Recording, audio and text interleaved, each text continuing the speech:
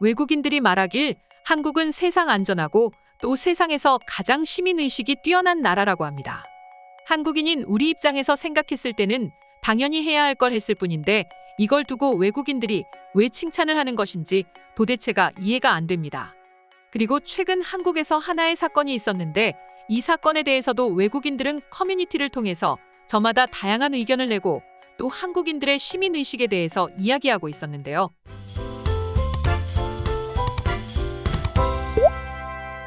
지난 13일 경찰청은 공식 페이스북에 울산의 한 아파트에서 나온 돈 뭉치의 주인을 찾겠다는 사연 하나를 업로드했습니다. 그리고 그 돈은 무려 2,400만 원이나 됐죠.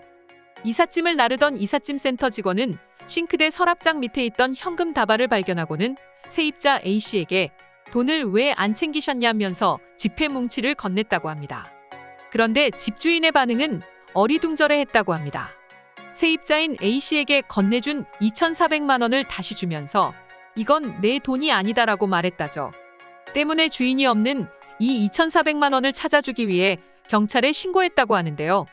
그래서 경찰은 집주인에게 전화를 걸어 물었는데 집주인 역시 그렇게 큰 돈이 있었냐? 내 돈은 아니다라고 답했다고 합니다. 그러면서 경찰은 이 집을 중개한 부동산 사무실을 통해 그동안 거주했던 세입자들의 연락처를 물어 전화를 돌렸습니다. 그렇게 경찰이 확인한 결과 10년 동안 무려 4가구가 이 집을 거쳐간 것으로 파악이 됐습니다. 이 중 두 번째 세입자가 가장 확률이 높았는데요. 세 번째 세입자는 아버지에게 현금 250만 원을 생활비로 드렸는데 아버지께서 현금만 따로 모아두신 건 아닐까라고 대답했고, 두 번째 세입자는 일의 특성상 현금으로 월급이나 보너스를 받을 때가 있는데 은행에 갈 시간이 없어서 5만 원권 100장씩을 금액이 적힌 은행띠지로 싱크대 밑이나 장롱 안에 보관해뒀었다라고 떠올렸습니다. 그리고 현금 뭉치는 두 번째 세입자의 말처럼 5만 원권이 100장씩 은행에 띠지로 묶여있던 상태였고 현금이 보관되어 있던 위치 또한 일치했습니다. 이후 현금의 주인은 유실물법에 따라서 습득자에게 5에서 20%를 보상금으로 지급했으며 또 일부는 어려운 이웃을 위해 기부하고 싶다고 말해 박수를 자아냈습니다. 또한 경찰은 시민의 양심 있는 행동에 너무나 감사하다라며 인사를 전했습니다. 한국인들이 봤을 땐 당연히 돈이 제자리로 돌아간 게 아닌가라는 생각을 할 수밖에 없습니다. 심지어는 아무리 없는 돈인 셈 살았겠지만 얼마나 걱정했을까라고 생각하는 사람들도 있을 겁니다. 이 때문에 외국인들은 한국인들의 이런 높은 시민성에 큰 충격을 받았습니다. 아무래도 해외에서 이렇게 주운 물건은 그냥 그대로 호주머니에 들어가는 게 전부이기 때문이죠. 한국인처럼 이런 양심 있는 행동을 하는 사람은 거의 없다시피 합니다. 또한 한국인들의 양심이 이렇게 뛰어나니 수많은 외신들과 해외 유튜버들이 한국에 들어와 실험 카메라를 진행하는 것인데요. 과거 션 파블로 채널에서는 한국의 치안에 대해서 테스트를 해보기 위해서 서울에서 돈을 떨어뜨리는 테스트를 진행한 적이 있는데요. 길을 걷다 돈을 떨어뜨리자마자 마주오는 한 남성이 갑자기 손을 들면서 파블로 씨를 붙잡으려고 했고, 또한 그 남성은 돈을 가리키면서 파블로 씨에게 돈을 떨어뜨렸다고 말해주었습니다. 다음 실험은 지하철에서였는데 이곳에서도 똑같이 돈을 떨어뜨렸습니다. 이때에도 걸어오던 한 아주머니께서 파블로 씨에게 돈을 손가락으로 가리키며 떨어뜨렸다고 말해주었습니다. 심지어 다음에는 길거리에서 지갑을 통째로 떨어뜨리는 실험을 진행했는데요. 이때 역시 한 남성이 다가와 돈을 줍고는 너무나 당연하다는 듯이 파블로 씨에게 돈을 건네주었습니다. 이후로도 그의 실험은 계속됐는데 모든 사람들이 돈을 주어주었습니다. 해당 영상을 본 수많은 사람들은 댓글을 통해서 이것은 한국인들이 보상을 바라지 않고 다른 사람들을 얼마나 생각하고 있는지를 보여주는 것입니다. 내가 보기에 한국은 일본보다 안전해 보인다. 내가 도쿄에 있을 때 일본 길거리 행상인들이 술집이나 클럽 또는 여성 술집으로 나를 이끌어가려고 괴롭혔습니다. 때로는 늦은 밤 분위기가 안전하지 않다는 느낌도 받았어요. 바에서 술을 마시라는 부탁을 받지 않고 거리를 걸을 수 있었으면 좋겠습니다라는 반응을 보여주었습니다. 물론 어디까지나 한국에서는 그저 당연한 일일 뿐입니다.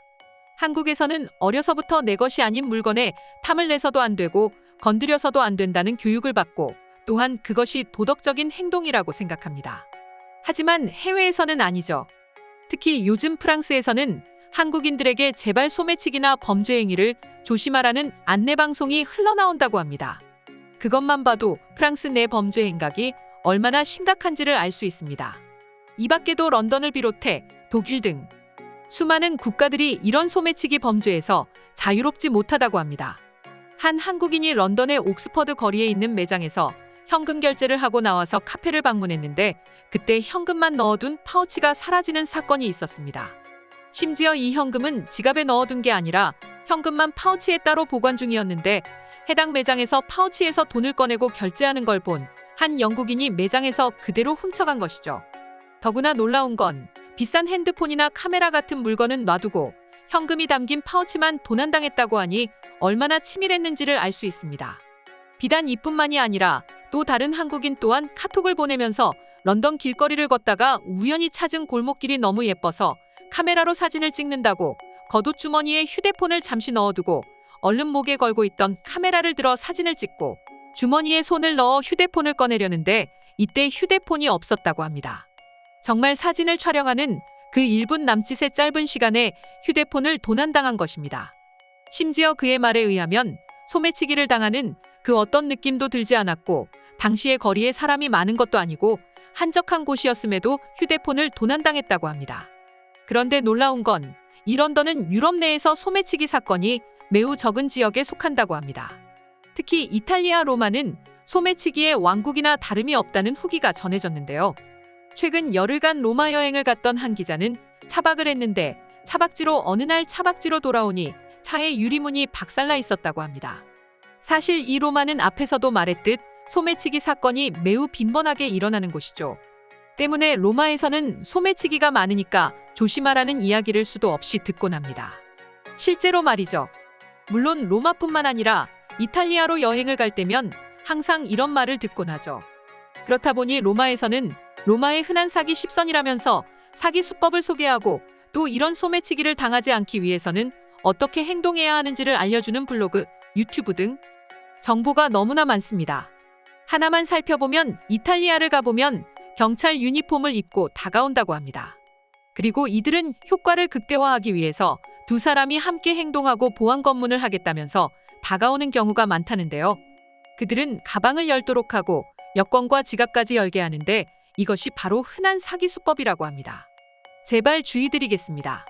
이탈리아 역시 한국과 마찬가지로 공무원들이 개인에게 먼저 다가가 여권을 달라고 하지도 않을 거고 계좌번호를 알려달라고 하지도 않고 심지어 지갑에 돈이 들었냐고 물어보지도 않습니다.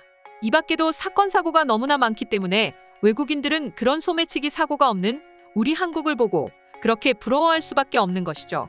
그럼 지금부터 이 소식을 접한 외국인들의 반응 한번 살펴보도록 하겠습니다. 내가 알기로 한국인들은 떨어진 카드도 훔쳐가지 않는다. 해외에서는 카드가 떨어져 있으면 옳다구나 싶어 전부 훔쳐가기 마련이지. 하지만 한국인들은 멍석을 깔아줘도 아무도 훔쳐가지 않고 그럴 생각조차 하지 않아. 당연하다고 말하고 싶지만 오늘 점심에도 난 그런 상황을 맞닥뜨리고는 충격을 받을 수밖에 없었지. 한국에서는 그런 지갑을 절대 훔쳐가지 않을 테지만 내가 사는 이곳 영국에서는 만약 지갑을 떨어뜨리면 누군가 잽싸게 노리고 있다가 달려오는 경우가 많아. 영국은 그나마 환경이 좋은 편이잖아. 너희는 아무 말도 해서는 안 될 거야. 내가 있는 프랑스는 한 사람이 하루에도 2번씩 소매치기를 당하는 경우도 많아. 심지어 난 놀라운 걸 본 적도 있는데 소매치기한 물건을 다시 소매치기 해가는 젊은 친구를 본 적도 있다고. 한국 사람들은 남의 지갑이나 물건에 관심이 없더라고. 도대체 이게 어떻게 가능한가 싶지만 그런 곳도 있더라고. 네덜란드였다면 누군가 바로 주워가서 카드에서 돈을 빼냈을 거야. 물론 일부는 주인을 찾아주기도 하겠지. 하지만 항상 그렇진 않더라고. 맞아, 나도 한국이 안전하다는데 전적으로 동의해. 2018년에 한국에 갔었는데 내 딸이 비행기를 타기 전 기다리는 라운지에 여권을 두고 와버린 거 있지. 다들 깜짝 놀라서 미친 듯이 다시 돌아갔는데 라운지에 둔 여권이 그대로 있더라고. 얼마나 웃겼는지 몰라. 100% 동의는 못할 것 같아. 내가 10월에 한국에 갔었는데 내 친구가 노란 택시에 아이폰을 두고 내린 거야. 그래서 경찰에 알렸는데 CCTV에 찍히지 않아서 경찰에서도 할 수 있는 게 없다고 하더군. 우린 현금으로 4달러를 냈어. 만약 신용카드를 썼더라면 추적할 수 있었을 거래. 내 친구는 국제 결제를 막으려고 비행기 모드를 해놓기도 했고, 그래서 잃어버린 물건을 찾을 수 없었고, 정말 슬픈 날이었어. 넌 누가 훔쳐갔다고 생각하는 거지? 근데 현금으로 택시비를 냈다면서? 폰은 오프라인인 상태였어.